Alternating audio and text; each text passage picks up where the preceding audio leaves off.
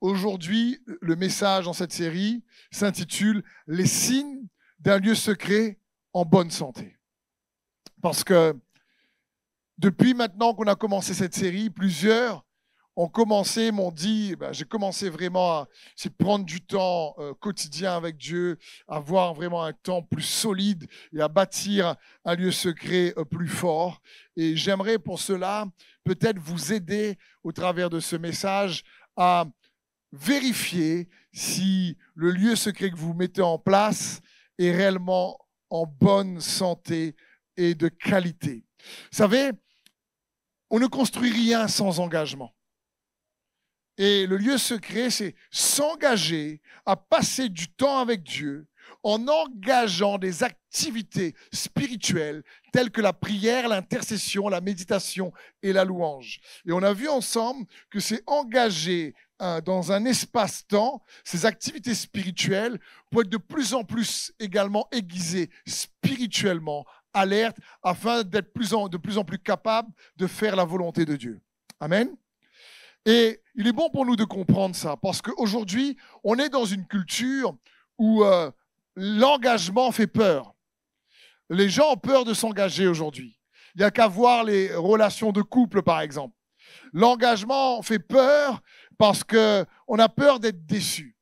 Il y a quelques jours de ça, je regardais une émission sur le Japon et j'ai été impressionné de découvrir un métier de nos jours que je ne connaissais pas. Et ce métier s'appelle les hommes de compagnie. Je dis alors là, je connaissais les animaux de compagnie, mais... Et les hommes de compagnie, je dis c'est quoi ça encore? Les hommes de compagnie, c'est les femmes riches japonaises qui ont les moyens, mais qui ne veulent pas s'engager dans une relation amoureuse parce qu'elles ont été trop déçues et trahies. Donc, elles ont le moyen de se payer des hommes de compagnie qui coûtent cher. Et ils te disent, il n'y a pas de rapport intime, mais c'est juste qu'on a envie de sortir au cinéma, pas tout seul, on paye un homme de compagnie. On veut manger au restaurant, pas tout seul, on paye un homme de compagnie. Je veux dire, on veut vraiment, je ne sais pas, aller faire une balade dans un parc et discuter, on paye un homme de compagnie. Et je regarde ça, je dis, ouais, t'es Je me dis, mais on est où, quoi? Je veux dire, à notre époque, j'en revenais pas. Je me dis, ça existe, ce truc-là? Il y a des choses qui existent des fois incroyables. Hein? Et tout ça, c'est le résultat de la peur de s'engager. Et l'engagement fait peur. Mais j'aimerais t'encourager à réaliser que ton engagement envers Dieu est plus que bénéfique. Parce que certains peuvent se dire, je préfère plus prier parce que je suis déçu quand la prière ne se réalise pas et donc j'ai peur vraiment de donner du temps avec Dieu si ce n'est pas pour quelque part recevoir vraiment sa paix. Et du coup, je m'engage, mais légèrement. Mais en réalité, comme je vous le disais, rien ne se construit sans engagement. Et je veux vous encourager au travers de cette série à vous engager à passer du temps avec Jésus. Vous encourager à chercher Jésus pour vous-même, le connaître intimement, personnellement, individuellement, pour avoir une foi plus forte. Et c'est pour ça qu'il faut bâtir un lieu secret fort. Et on va voir donc quels sont les signes d'un lieu secret en bonne santé. Et il y en a plusieurs, mais on va voir que 3 aujourd'hui, signes qui, j'espère, va vous aider à évaluer si ce que vous bâtissez dans votre relation avec Dieu, quelque part, est efficace, pertinent, ou sinon, il faut faire quelques réajustements. Et la première clé pour vérifier, le premier indicateur pour vérifier que ton lieu secret, mon lieu secret est en bonne santé, c'est une perception renouvelée.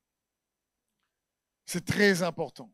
C'est-à-dire que dans le lieu secret, lorsqu'on passe du temps avec Dieu, il faut qu'on puisse de plus en plus expérimenter un renouvellement de notre perception de qui est Dieu et de comment il intervient en notre faveur. Ça, c'est quelque chose dans lequel on doit progresser. Parce que ce qu'on reçoit de Dieu dépend de ce qu'on perçoit de Dieu. Et il est important pour nous de comprendre ça. Notre perception de Dieu va affecter notre réception de Dieu. ce qu'on reçoit de lui. C'est pour ça que Satan, qui s'appelle l'adversaire, va essayer de tout faire pour utiliser les épreuves et les tempêtes de la vie pour venir déformer, corrompre notre perception de Dieu, parce qu'il sait qu'en fonction de comment on voit Dieu, ça va être quelque chose qui va déclencher ce qu'on reçoit de Dieu. Parce que comprenons bien ceci, oui, on ne détermine pas qui est Dieu, par contre, on détermine qui nous permettons qu'il est pour nous. On ne détermine pas qui est Dieu, mais par notre perception, notre conviction de qui il est, on détermine qui il est pour nous, pour toi et pour moi. Dieu est grand, mais si on détermine et on le perçoit comme le petit Jésus, mais il ne sera pas grand. Il sera petit. Pourtant, Dieu est grand. Mais notre perception réelle de lui dans notre cœur va affecter ce qu'on reçoit réellement également de lui. Et Satan va utiliser toutes les situations possibles et les circonstances possibles pour réduire la perception de qui est Dieu dans nos cœurs. Et Jésus est venu pour renouveler la perception de Dieu envers l'humanité, pour que l'humanité le voit comme un Père bon. Cet exemple, on le voit facilement et clairement dans les Écritures, lorsque les disciples demandent à Jésus, dans Luc 11, par exemple, ici au verset 1, Jésus priait un jour dans un certain endroit, que lui finit, un de ses disciples lui dit, Seigneur, enseigne-nous à prier, tout comme Jean l'enseignait à ses disciples. Donc il dit, Seigneur, enseigne-nous à prier. Ah, il faut bien comprendre ici, il demande, c'est des hommes de prière, ces hommes-là, parce qu'ils ont grandi dans une culture qui savait prier. Ils apprennent la Torah, l'Ancien Testament, depuis qu'ils sont petits. Ils connaissent les versets de la parole de Dieu. Plusieurs de ces disciples étaient des disciples de Jean-Baptiste. Donc, ils savaient prier. Mais ils se sont rendus compte que leur prière, leur lieu secret, manquait d'efficacité. Tandis que la prière de Jésus avait une efficacité redoutable, un impact phénoménal. La prière de Jésus produisait des résultats. Alors, ils étaient assez humbles pour demander à Jésus de les enseigner ce qu'ils pensaient connaître déjà, pour pouvoir être plus efficaces dans leur manière de prier. Et la première chose que Jésus fait, c'est qu'il change leur perception de qui est Dieu.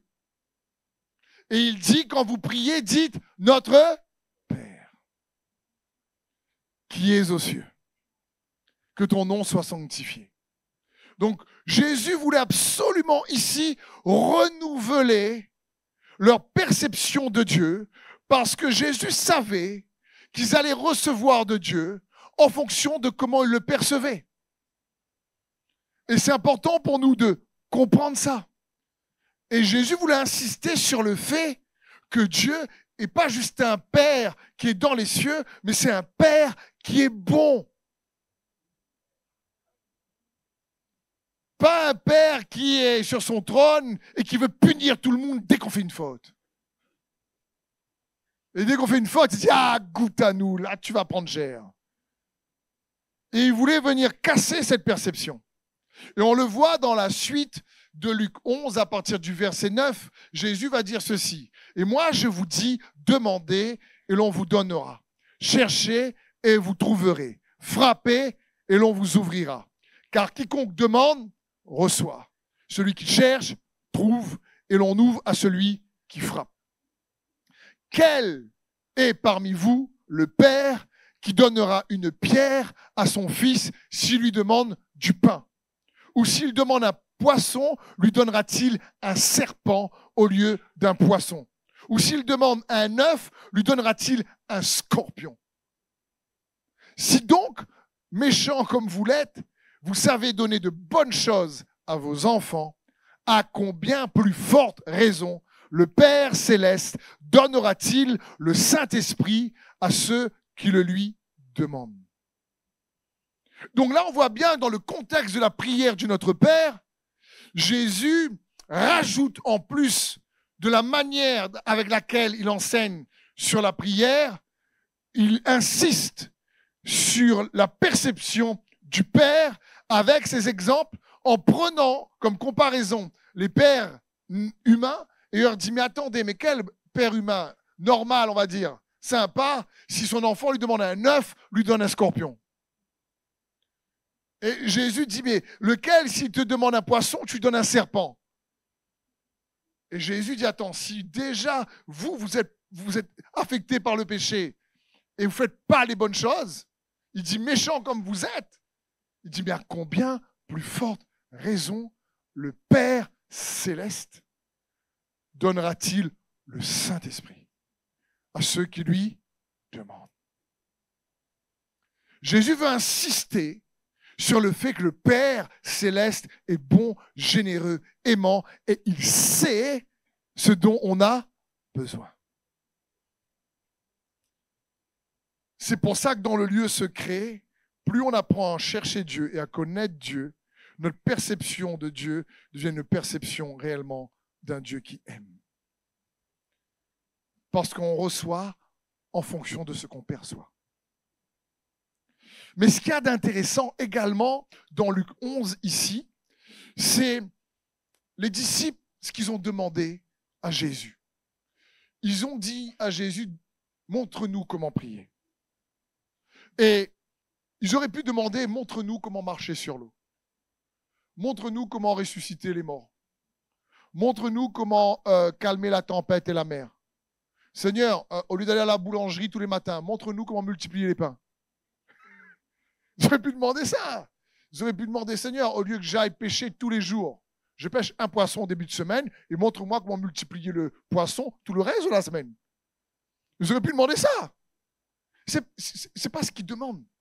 Ils ont vu que la manière dont Jésus priait était activer des possibilités et des solutions pour n'importe quel besoin.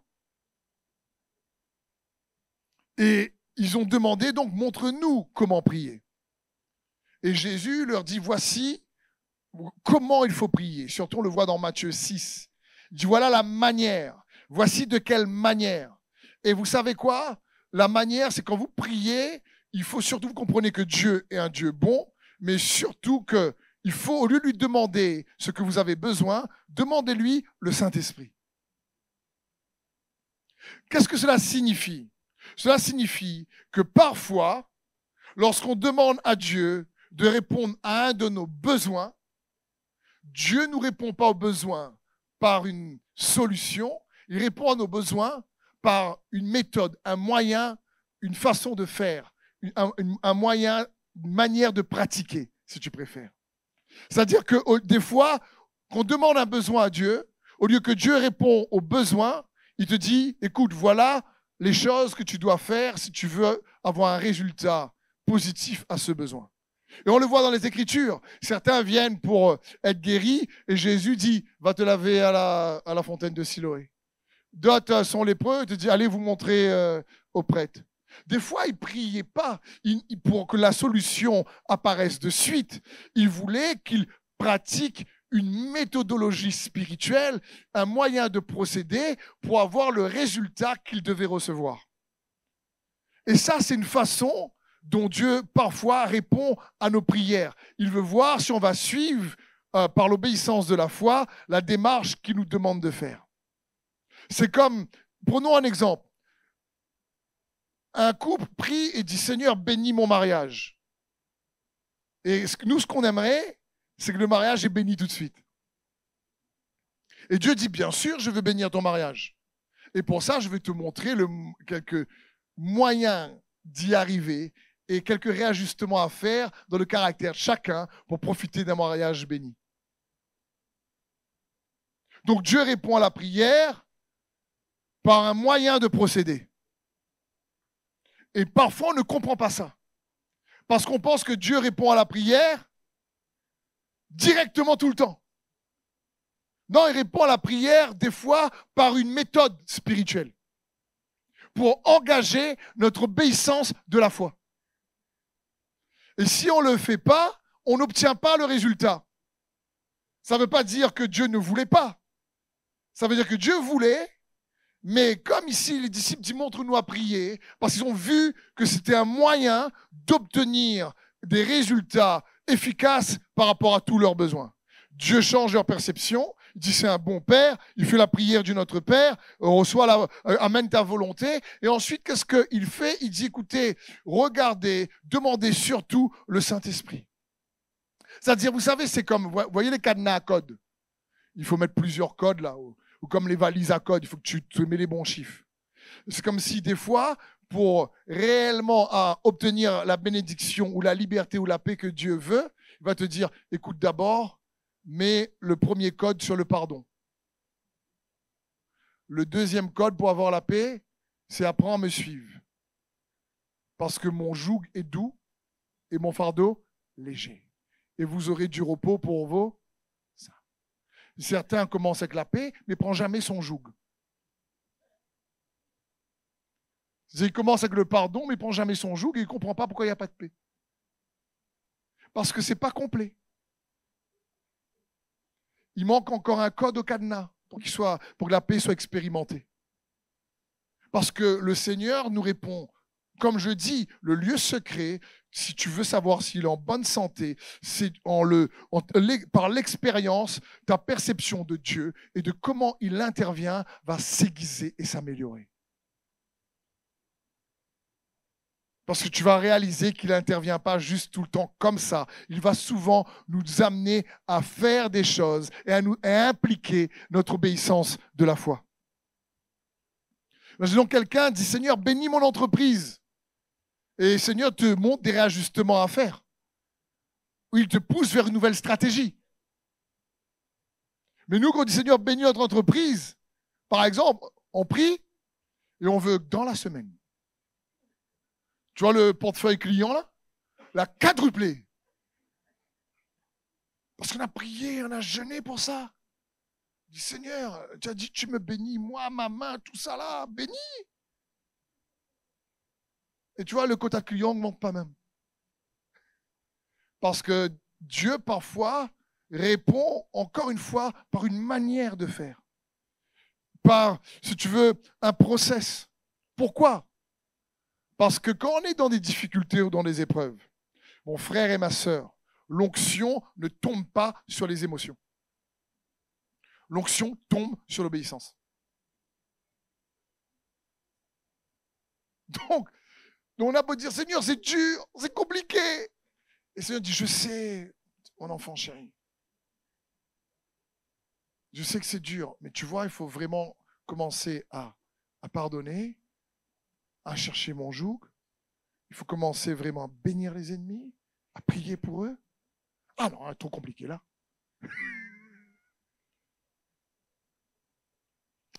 Par exemple, quelle est la méthode de Dieu pour réellement répondre à tous nos besoins? Lorsqu'il y a des besoins qui t'inquiètent. Ça se trouve dans Matthieu 6, 32, 33. La Bible dit, Matthieu 6, 32, car toutes ces choses, ce sont les païens qui les recherchent. Votre Père céleste sait que vous en avez besoin, de toutes les choses dont on a besoin. Et voilà la méthode. Cherchez donc, premièrement, le royaume de Dieu et sa justice. Et toutes ces choses vous seront données par-dessus. Là, Dieu répond. On a des besoins. Dieu te dit, ben oui, je réponds à ton besoin par une méthodologie. Pratique là. Et comme pas beaucoup le font, et des fois, il n'y a pas beaucoup de besoins qui sont répondus. Parce que par sa grâce, sa miséricorde, oui, Dieu répond parce qu'il nous aime. Mais Dieu a une manière de répondre qui souvent implique notre collaboration. Et c'est ce qu'il dit ici lorsqu'il dit « Cherchez premièrement le royaume de Dieu et sa justice ». Comment dans l'Ancien Testament, Dieu a fait demeurer sa présence dans le peuple d'Israël? Est-ce que Dieu est venu comme ça tout de suite du ciel? Il y avait la colonne, d'accord, de feu de nuée, mais après, dans le tabernacle, Dieu leur a donné l'arche, oui ou non? Qui a fait l'arche? Dieu ou les hommes? Voilà. Dieu ne leur a pas donné l'arche, il leur a donné un plan. Dieu ne leur a pas donné l'arche, il leur a donné un plan. Exode 25, 40. La Bible dit, regarde, perçois, et fais d'après le modèle qui t'est montré sur la montagne. Dieu leur donne un plan. Il dit, est-ce que tu perçois le plan? Est-ce que tu perçois la méthode? Tu veux ma présence? Tu veux devenir un tabernacle vivant? Tu veux transporter la gloire de Dieu? Qu'est-ce que tu perçois? Est-ce que tu as compris les principes? Et c'est ce qu'il dit ici. Dieu n'a pas donné sa présence comme ça, il a donné un plan. Pour l'arche de l'Alliance comme pour l'arche de Noé. Pour sauver du déluge, c'est pas Dieu qui a fait le bateau. C'est Noé qui a fait le bateau. Dieu lui a donné le plan. Et donc, des fois, Dieu répond à nos prières par des plans. Quand tu travailles un lieu secret en bonne santé, ta perception de Dieu et de comment il intervient s'améliore. Tu comprends mieux dans ta vie ce qui se passe et avec une meilleure compréhension, tu discernes mieux le plan de Dieu au travers des circonstances que des fois on a du mal à comprendre. Et c'est beaucoup plus rassurant. Voilà une manière d'évaluer si ton lieu secret est en bonne santé par une perception renouvelée. Un deuxième point qui permet de voir si le lieu secret est en bonne santé, c'est un cœur brisé qui affaiblit la puissance de la chair. Un lieu secret en bonne santé va toujours, quand il est en bonne santé, bien pratiqué, rendre le cœur plus humble. Psaume 51, 19. Les sacrifices agréables à Dieu, c'est un esprit brisé. Ô Dieu, tu ne dédaignes pas un cœur brisé et humilié. Ça veut dire un cœur vraiment contrit. Dieu, la Bible dit, dans le verset, dit que Dieu est avec ceux qui ont un cœur brisé. Un homme de Dieu qui s'appelle Evan Robert a dit ceci. La prière d'un cœur brisé bouge le ciel bien plus qu'un millier de chansons qui proviennent de cœurs endurcis.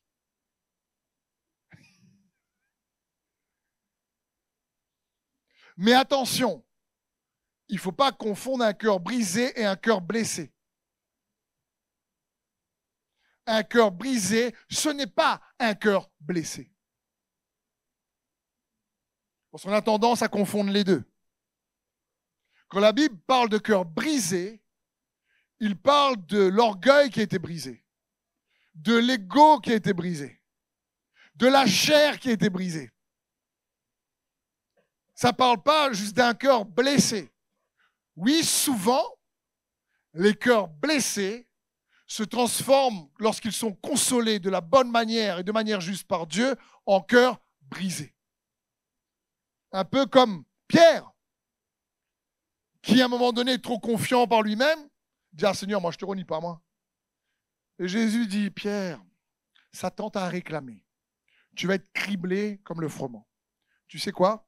J'ai prié pour toi pour que ta foi ne défaille point. Et quand tu seras revenu à toi, affermis tes frères. » Donc Dieu dit à Pierre, affermis tes frères. Vous savez comment il allait affermir ses frères? Avec un cœur brisé. Parce qu'au départ, il était rempli de lui-même et pensait qu'il pouvait tenir face à l'épreuve. Et Jésus dit, mais ce soir même, tu vas me renier 3 fois. Et lui dit, non, jamais, même si ça ne plaît pas à Dieu, moi, je ne vais pas le faire. Et il renie 3 fois, le pauvre. Et la 3e fois, la Bible dit qu'il a pleuré amèrement. Et là, son cœur est blessé. Un cœur blessé, c'est un cœur affligé. Un cœur qui transporte encore la douleur. Un cœur brisé, c'est un cœur guéri de la douleur passée, mais l'opération de Dieu juste dans son cœur lui a permis et lui apprend à dépendre plus de Christ. Il a une capacité d'obéissance et d'abandon bien plus efficace que ceux qui ne sont pas passés par là. Me suivez-vous? Et la question, c'est, mais est-ce qu'il faut absolument passer par le cœur blessé pour arriver au cœur brisé? Pas forcément. L'apôtre Jean est un exemple. L'apôtre Paul, c'est l'exemple, oui, du cœur blessé qui est totalement brisé. Jean, non. Jean, depuis jeune, il suivait Jésus, il a tout bien fait. Parce que souvent, les circonstances blessent le cœur lorsqu'elles sont difficiles. Mais la présence de Dieu est capable de briser le cœur même dans des circonstances agréables. Parce que juste son amour et sa bonté te fracassent tellement d'une bonne manière que tu apprends réellement à l'aimer sincèrement, à devenir authentique. Un cœur brisé, il va faire la prière du roi David. Sonde mon cœur, oh Dieu. Regarde si je suis sur une mauvaise voie. Parce que si tu préfères un cœur brisé, c'est un cœur qui a les sentiments spirituels de Christ. Un cœur blessé, c'est un cœur qui est contaminé par juste les sentiments de la chair. C'est qu'il ne fait pas la différence. Le lieu secret, en réalité, doit nous permettre d'affaiblir la force de la chair. La Bible dit, dans Romains 8, 23, par l'Esprit, faites mourir les œuvres de la chair. Donc le lieu secret a la capacité de faire mourir les œuvres de la chair. Et le cœur brisé est un exemple magnifique. Parce qu'il y a puissance dans le brisement. Un cœur brisé attire la grâce, la miséricorde et la faveur de Dieu de manière incroyable. Et nous devons comprendre ça. Attention, il est bon quand même de noter qu'on peut être profondément triste et pas être brisé du tout. On peut être profondément blessé, mais au lieu que ça produise un saint brisement où la chair ne prend pas le dessus, l'esprit prend le dessus, ça produit une haine. Ça produit du non-pardon. Ça produit, au lieu de s'abandonner à Dieu, on abandonne Dieu. Mais le vrai brisement est très puissant. Il purifie le cœur. Il purifie nos voies. Le brisement, écoute bien ceci, désactive l'influence et la puissance des démons dans la vie d'une personne. Des démons plus d'emprise sur eux. Parce que la personne est tellement brisée franchement, le démon dit, je voulais attenter avec ça, mais ça ne marche plus. Il y a de la puissance dans le brisement. Mais il faut bien comprendre, encore une fois, ne confondons pas cœur blessé et cœur brisé. Certains pensent être brisés, mais ça fait des années en réalité qu'ils sont toujours blessés. La blessure parle de la douleur. Tandis que le brisement, en réalité, parle d'un renouvellement. Opéré par la main de Dieu. Le brisement, réellement, produit d'une crainte qui... On a peur de s'éloigner de Dieu. Quelqu'un de brisé va prier en disant, Seigneur, s'il te plaît, que je ne m'éloigne pas de toi. Dans tout ce que je peux faire, Seigneur, que ce que je fais ne m'éloigne pas de toi. Par exemple, Seigneur, ne laisse pas mes passions, ne me laisse pas ce que j'aime m'éloigner de toi. Ne laisse pas mes épreuves m'éloigner de toi. Et Dieu est activé par un cœur brisé. Un cœur brisé devient authentique. Il est exempt de duplicité. Il se sépare de la duplicité, du côté double. Vous savez, un cœur brisé, il n'y a pas besoin d'être chrétien pour attirer Dieu. Il y a des non-chrétiens qui passent dans des situations compliquées et qui sont capables réellement d'avoir un cœur tellement peiné, mais qui réagissent d'une bonne manière, que Dieu lui-même intervient en leur faveur. Et si tu me dis, ah ouais, vrai ça? Oui, regarde Ninive. Ninive n'était pas le peuple de Dieu. Ninive était un peuple ennemi d'Israël. C'est pour ça que Jonas ne voulait pas aller prêcher à Ninive. Il connaissait, lui, que Dieu était bon. Et lui, il voulait que ce peuple-là meure. Jonas n'avait pas trop de compassion. Ce peuple était les ennemis. Et Dieu dit, Jonas va prêcher à Ninive, parce que s'il ne se repent pas, la destruction va arriver. Et Jonas, vous savez qu'est-ce qu'il fait? Il fait non. Et vous connaissez l'histoire après. Jusqu'à ce qu'il se repente. Et il prêche à Ninive. La Bible dit, ils ont tellement été touchés par la prédication de Jonas, que du plus grand au plus petit, jusqu'aux animaux, tout le monde a jeûné. Le chien, le chat, tous petits animaux, les poules, le canard, tout a jeûné. Vous imaginez? Tellement ils étaient repentants. Et leur brisement dans cette repentance incroyable a touché le cœur de Dieu. Dieu a réprimandé la destruction. Elle n'est pas venue. Et eux, ils ne sont pas le peuple saint. Ça, je te dis, le brisement, il y a la puissance dans le brisement. Et parfois, dans nos familles, il y a des choses qui réellement prendraient notre tournure. Si les enfants de Dieu que nous sommes, on apprend à comprendre au travers du lieu secret, qui devient de plus un lieu secret en bonne santé, la puissance d'avoir un cœur qui apprend à s'abandonner sincèrement et qui devient de plus en plus authentique et qui transforme ses blessures en brisement. Par la puissance de l'esprit, pour faire taire les œuvres de la chair. Parce que le lieu secret réellement attendrit le cœur. Et le brisement attire Dieu.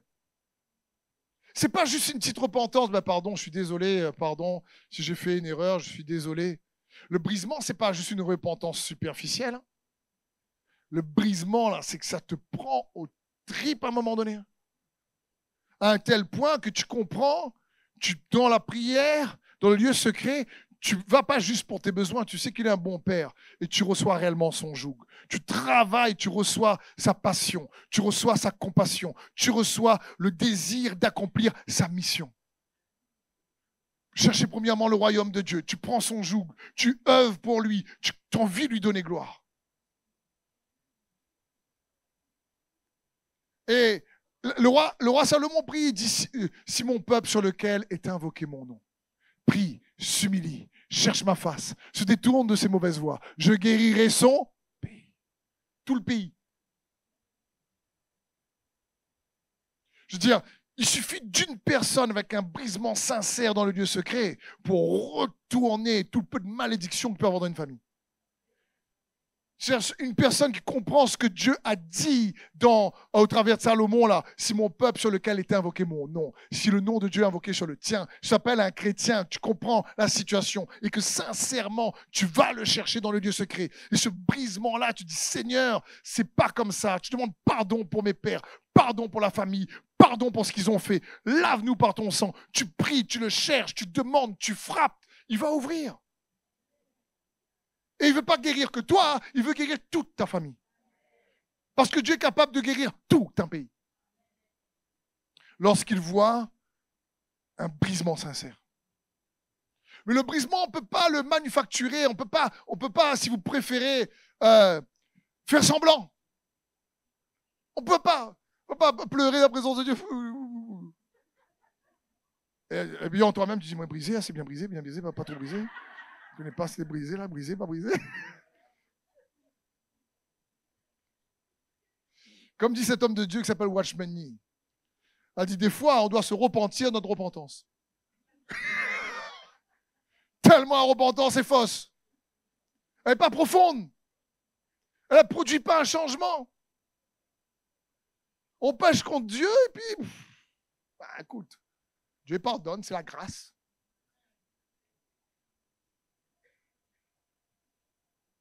Après, on dit, Seigneur, change ma vie. Et donc, oui, parfois, il faut se repentir de sa repentance. Mais quand Dieu voit un homme, une femme sincère, et la Bible dit, il demeure auprès de ceux qui ont le cœur brisé. Le ciel fait silence quand Dieu entend un cœur brisé crier. Dieu dit, stop, là, les gars, on y va. En un instant, il intervient. L'humilité attire Dieu comme un aimant. L'humilité active sa grâce. Parce qu'un cœur brisé, c'est un cœur vraiment qui choisit de dire, Seigneur, je vais m'humilier. Seigneur, ça ne va pas dans le couple, au lieu de mettre la faute tout le temps sur l'autre. Là. Je vais regarder à moi. Parce que vous savez, si ton lieu secret, tu vas prier, jeûner, et quand tu sors de ton lieu secret, par exemple, le mari ou la femme, la première chose que le mari ou la femme fait, commence à accuser l'autre. Et toi, tu pries pas beaucoup, toi hein? Heureusement, moi, je prie. Hein? Et tu sais, Dieu m'a montré un peu ton comportement, ce que tu fais. Hein? Parce que franchement, toi, quand je te vois là, tu fais pas ci, tu fais pas ça. Moi, dans la maison, je fais ci, je fais ça. Toi, dans la case, qu'est-ce que tu fais? Dieu m'a donné une prophétie, une parole de connaissance sur toi. Après là, on dit Dieu m'a dit, et on sort du lieu secret, il termine en dispute. Mais comment il fait? On rigole, mais ça arrive, ça. Pas ici. Bon, bref. Mais ça arrive, ça. Ah, j'ai prié, là. J'ai prié, jeûné. Ouh, là, je sens bien. Premières affaires, dispute, tempête. Remarque, critique, condamnation, culpabilité, bam, à pampou. Et après, on dit Dieu m'a dit, je suis inspiré de Dieu. Mais tu n'es pas inspiré de Dieu du tout. Le cœur est rempli de lui-même.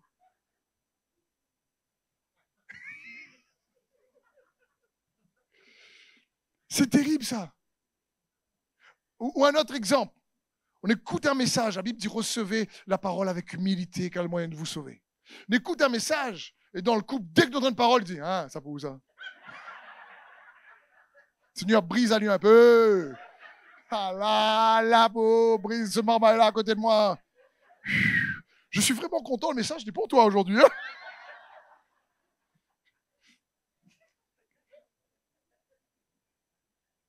Bon, pas ici aussi.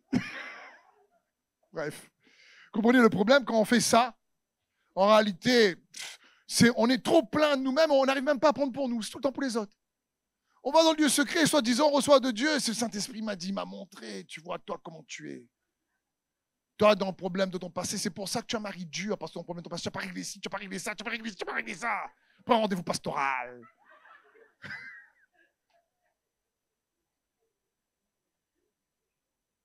Après, on ne comprend pas pourquoi les choses ne changent pas. Parce qu'on n'a pas compris la puissance du brisement. Tu ne prends pas la responsabilité de ton propre cœur. Arrête de prendre la responsabilité de l'autre.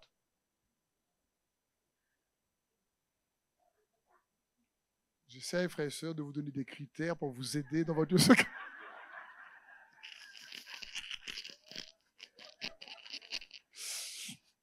C'est pour nous tous pareil, d'accord? Mais pour montrer ça, pour dire, attends, un cœur contrit, brisé, il n'est pas en train de pointer du doigt l'autre. Même si l'ennemi lui a fait une erreur. Même, il regarde à lui, Seigneur, comment je peux te plaire là-dedans? Étends ta main, j'ai besoin de toi. J'arriverai pas sans toi. Comment faire? Et donc un lieu secret en bonne santé va développer un cœur qui grandit dans l'humilité, dans l'abandon. Parce que le cœur est brisé. C'est la chair qui est brisée. Et l'ennemi n'a plus d'emprise. La tentation ne passe pas. Son oppression ne passe pas. Et dernier point. Après avoir vu, il faut une perception renouvelée. Ça, c'est une qualité qui doit être développée dans les lieux secrets. De qui est Dieu et de comment il intervient. Après avoir vu qu'on développe un lieu secret en bonne santé, normalement, ce que ça doit produire, c'est un cœur de plus en plus brisé. Troisième point, c'est des forces renouvelées. Des forces renouvelées. Si tu me dis, Steve, franchement, j'ai développé un lieu secret, mais franchement, aujourd'hui, je suis plus fatigué, j'ai plus d'énergie, je passe trop de temps avec Dieu, tout le monde m'énerve, ça m'agace, j'ai plus de patience. Ben, mon frère et ma sœur, comment dire? Ce n'est pas le but d'avoir un lieu secret qui te rend plus nerveux, quoi, et qui te fatigue plus. Parce que justement, le but du lieu secret, c'est prendre son joug pour avoir du repos. Donc, des forces renouvelées par le lieu secret, tu te recharges en paix. Tu te recharges en passion. Tu te recharges en feu. Tu te recharges en force. Tu te recharges en foi. Tu te recharges en espérance. Tu te recharges en amour. Tu te recharges. C'est ce que Dieu veut que nous puissions comprendre. Tu cultives ça. Un homme de Dieu extraordinaire qui s'appelle John Wesley a dit ceci. Négliger la prière du lieu secret est la raison la plus commune pour laquelle les gens perdent leur foi. Parce que normalement, le but, c'est de dynamiser ta foi. C'est un transfert de capacité. 2 Corinthiens 3,5 nous dit, ce n'est pas à dire que nous soyons par nous-mêmes capables de concevoir quelque chose comme venant de nous-mêmes. Notre capacité, au contraire, vient de Dieu. C'est un transfert de capacité. L'apôtre Paul dit, mais notre capacité vient de Dieu. Tu as une addiction, tu n'arrives pas à briser. Mais ton temps dans le lieu secret fait que tu as un transfert de puissance et de force. Le Saint-Esprit lui-même vient briser ça. Parce que par toi, tu ne peux pas. Il n'y a pas de champion dans la chair. Parce que le seul moyen de triompher de la chair, c'est de la mettre à mort. Mais on n'a pas envie. Ça fait mal. Mais avec l'aide de Dieu, il fait lui-même. Il vient briser l'influence de la chair, si tu préfères. Isaïe 40, 31 nous dit, « Mais ceux qui se confient en l'Éternel renouvellent leur force. » Si quelqu'un dit, « Je me confie en Dieu, mais je suis vraiment très fatigué en ce moment, j'en peux plus, je suis en dépression. » C'est triste si tu es en dépression, on est là pour t'aider.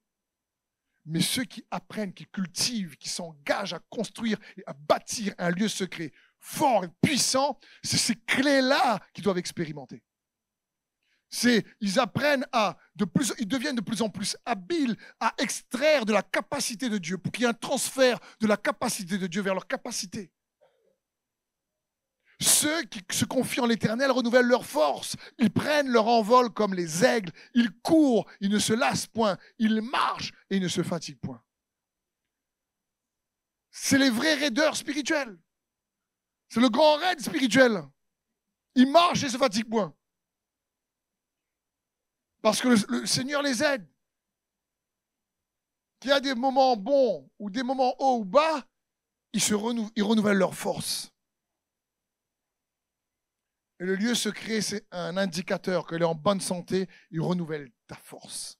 Que tu engages du temps avec Dieu. Que tu t'engages à méditer comme il se doit. Que tu t'engages à prier. Que tu t'engages à l'adorer. Que tu le fais avec un cœur sincère, authentique. Que tu mets Jésus en priorité. Que tu cherches à réaliser qu'il est un Dieu bon, même si tu ne comprends pas tout. Mais tu crois, tu vas avec foi, avec cette conviction et cette perception que c'est un papa céleste aimant. Et que ce que tu fais, c'est que tu vas dans sa présence. Et en même temps, tu sais que parfois il te répond. Mais il ne te répond pas avec la solution. Il te répond qu'une manière de faire. Parce que tu l'as discerné. Et que par l'obéissance de la foi, tu collabores. Ce n'est pas possible de ne pas avancer.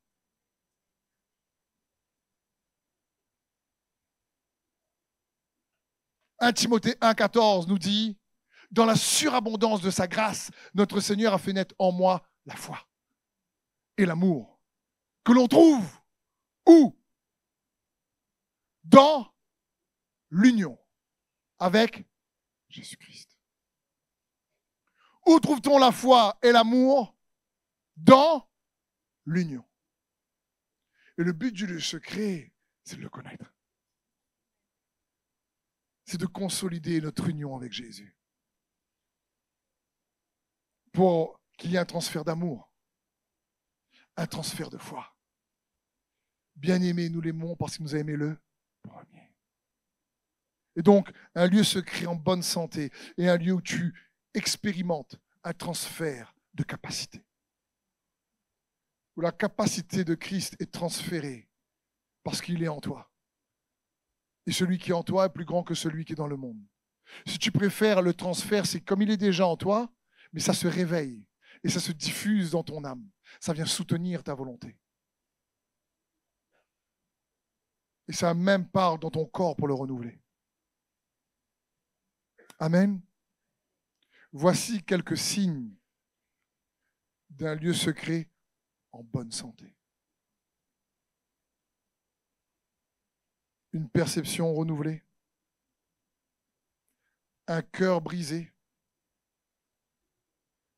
des forces renouvelées, rechargées. Je peux avoir plus de points, mais j'ai déjà 3. Si on cherche à voir si on grandit dans ces 3 domaines-là, en pratiquant une intimité avec Dieu, il y aura déjà des changements puissants. Amen. Merci d'avoir suivi ce message. J'espère que ce message a fortifié votre foi. Merci également pour tous ceux et celles qui nous soutiennent au travers de votre générosité. Vous avez en bas de votre écran un QR code qui vous conduira vers une page qui s'intitule jeveubénir.com. Merci de nous aider à propager sa parole. D'ailleurs, si ce message a fortifié votre foi et que vous connaissez quelqu'un de votre entourage qui aurait besoin de l'entendre, n'hésitez pas à lui partager ce message. Aussi, je vous encourage, si vous le souhaitez, à vous abonner à notre chaîne YouTube. Nous avons des messages nouveaux chaque semaine. Nous sommes aussi présents sur d'autres médias dont vous aurez donc les liens dans la description ci-dessous. En tout cas, merci de nous avoir suivis. Soyez bénis.